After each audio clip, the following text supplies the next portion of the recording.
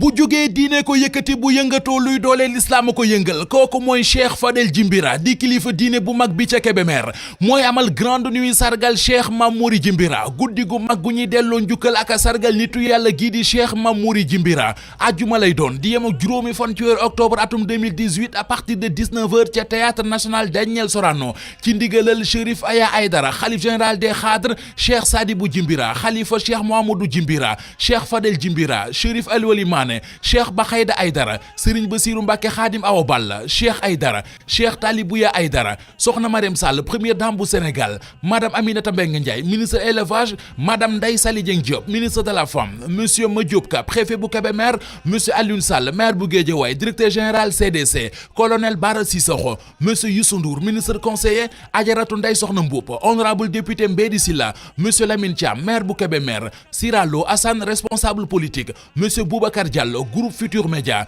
Madame Aïssatou Lo responsable politique Madame Khady Wali Faye responsable politique Monsieur Ousmane Cissé responsable politique Monsieur Khalifa Dia responsable politique Gorgui Sy Dia international basketteur sénégalais Monsieur Modou Diagne Fada Pape Souley Soumaré Pape Souley Aw Monsieur Ahmed Amar El Hadji Djidio Gueye ak Mamouri Gueye dinañu fa delloo njukkal rendre fa hommage jàmbaari l'islam ji di Cheikh Sidibouya Djimbira bés ba ngok grande nuit sargal Cheikh Mamouri Djimbira vendredi 5 octobre 2018 ca théâtre national Daniel Sorano à partir de 19h